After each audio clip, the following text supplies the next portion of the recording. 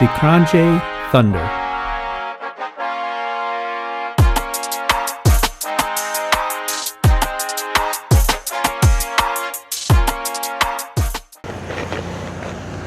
Hello everyone, welcome to Brian Unboxed. In this video, we're gonna look at the Qronge Thunder Electric Bike. Here's a look at how the bike comes in when it's delivered. It's packaged well with a lot of foam protecting it. Assembly is required, but the user manual walks you through the process. Inside, it comes with a charger, user guide, tools, rear rack, cable lock, phone holder, water bottle holder, mirrors, and bike pump. So here's the bike fully assembled. The assembly process was pretty straightforward. Basically, you have to attach the handlebars, install the front light, the front fender, and the front wheels. You gotta install the pedals, and in the rear, you have to install the rear rack and then the rear fender. And then finally, just attach the seat. Going over some specs, this comes in 3 colors, blue, gray, and green. It has an aluminum alloy frame, 750 watt rear hub motor, 1200 watt peak power with 110 Newton meters of torque. It has a cadence sensor, 48 volt, 15 amp hour lithium battery, and takes 7 to 8 hours to fully charge. 80 mile range, 28 mile per hour top speed, 26 by 4 inch all-terrain fat tires, 5 pedal assist levels and a thumb throttle, Shimano 7-speed, LCD display, mechanical disc brakes, front and rear lights and fenders, and a rear rack. It weighs in at 80 pounds and has a max load of 400 pounds.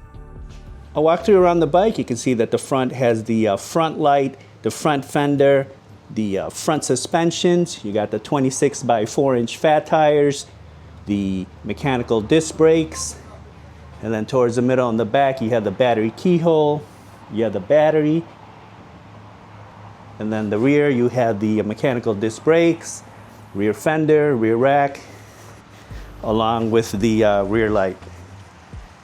On the other side you have the 7-speed cassette, the 750 watt rear motor which peaks at 1200 watts. The handlebar area, you have your brake levers. On the left hand side here you have your display, you have your controls, and then on the right side you have the bell, gear shifter, and thumb throttle. So powering up the bike, make sure that the power button is on by the battery. You can see the green LED. Then go ahead and press the power button by the display. You can see the display is nice size, and it's colored. Pressing the plus button will increase the pedal assist mode 1 through 5, and then pressing the minus will decrease it. Pressing the power button again will cycle through your trip, your odometer, max speed, and your average speed. Holding down the plus button for a few seconds will turn on your front light, and it will also turn on the rear light.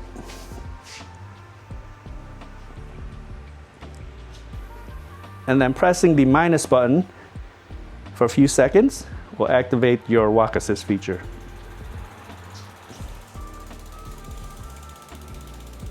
Now I'll show some footage of the bike in use. I'll test it out on rough terrain, show the different pedal assist levels, throttle, test the brakes, see how it does uphill, downhill, and then give my thoughts. Now for the rough terrain test, I'm going to take it down this trail. It has gravel on the side and it's pretty bumpy, and then there's some sand by the volleyball courts over there. So let's see how it does. The bike does have the 26 by 4 inch fat tires, the all-terrain fat tires, and it also has the front suspensions with the lockout feature. Currently I have that off, so the suspension should go to work. All right, here we go, rough terrain test. Let's see how it does.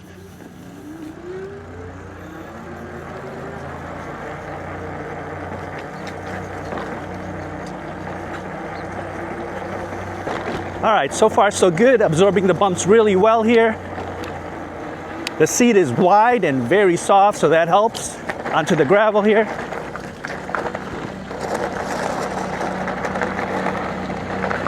All right, did that with ease. Some more gravel. Now let's take it onto the sand here.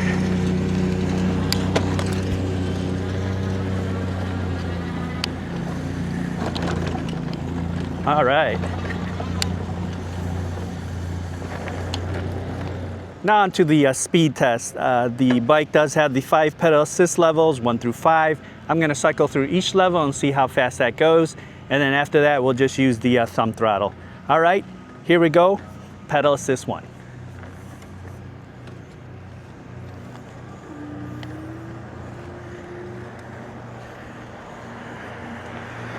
All right, about 7 miles per hour.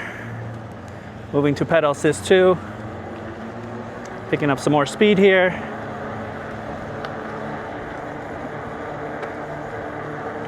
About 13. Pedal assist 3.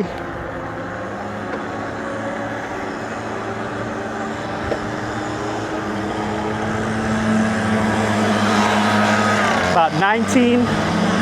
Moving to pedal assist 4. We're at about 22 and a half, 23. And pedal assist 5.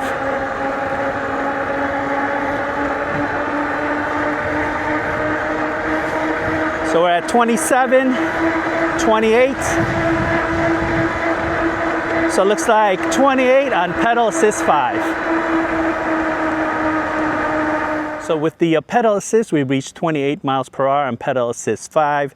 Now I'm just going to use a thumb throttle and see how fast we can get up to. All right, here we go. Speed test with the thumb throttle.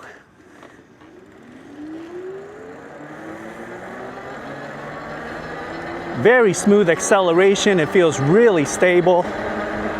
The motor is very quiet. You can barely hear it. All right, we're up to 20 miles per hour just like that. It looks like it's backing off. So it looks like it's topping off here at about 20 miles per hour with the thumb throttle only.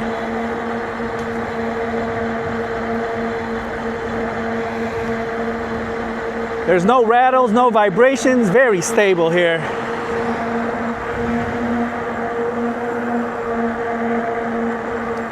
So 20 miles per hour with the thumb throttle. Now I'll test out the brakes. I'll take it to max speed, and once I come into view, I'll hit the brakes and you can use the parking lines as reference.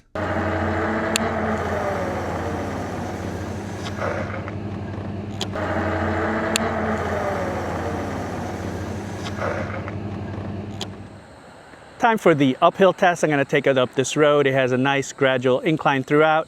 We saw that with the speed test. We hit 20 miles per hour with the thumb throttle, and that's what I'm just going to use going up this road. Let's see what we start the climb at, and then if we lose speed or if we maintain the speed. Normally when I test out some of my e-bikes and e-scooters here, we lose some speed, but let's see how this does. All right, here we go, uphill test, and then after that, we'll do the downhill. Again, this is just the thumb throttle only. Very smooth acceleration. We're almost up to 20 miles per hour. And we just hit 20. So it looks like we're gonna begin the climb at about 19, actually 20. We're gonna begin the climb at 20 miles per hour here. So nice and steady, holding about 19.5, back to 20. So just losing a little bit of speed, but powering through here into the turn. There's a bit of a downhill, so I'm just gonna let it glide.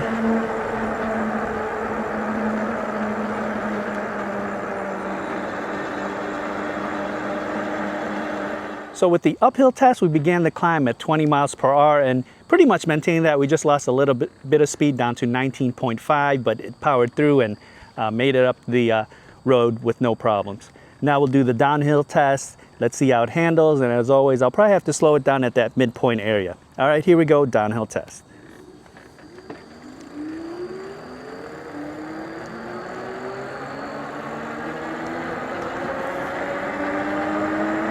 All right, we're at 18, 20. I'm just gonna let it glide here, slowing it down a bit.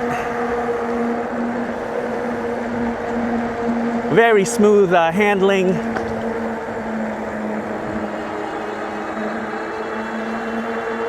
Again, there's no rattles, no vibrations, no noises. One thing to note is the seat is very soft, nice and wide.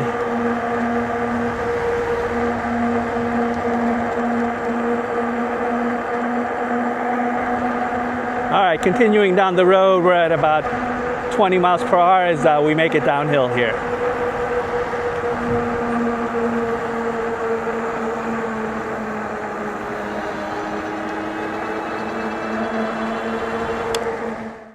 Here are my thoughts on the bike. The assembly process was straightforward and the user manual walks you through the process.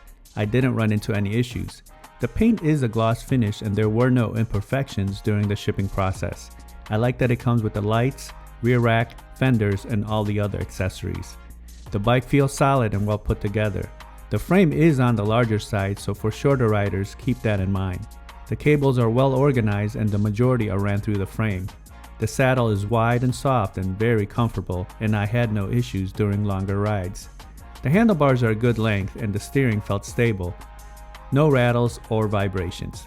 It handled the rough surfaces with no issues. The front suspensions along with the fat tires absorb a lot of the bumps, and having the wide soft saddle helps. The 750 watt motor 1200 watt peak was strong. It was able to handle the inclines with minimal speed loss and maintain about 19.5 miles per hour. With pedal assist, I reached 28 miles per hour and throttle only 20 miles per hour. This has an advertised max speed of 28 miles per hour and a range of up to 80 miles, but that will depend on the throttle usage, pedal assist level, your weight, and environment that you're in. The brakes were adequate in my opinion, and I would have liked to have seen hydraulic brakes. The display is small, simple, and intuitive, easy to read, and it doesn't get washed out on bright sunny days. Overall, the bike is capable of handling multiple types of terrain, and it felt stable throughout. It has plenty of power and it can carry your belongings as well with the rear rack. It's priced very competitively, coming in at under $1,000. So that is my review of the Qronge Thunder Electric Bike.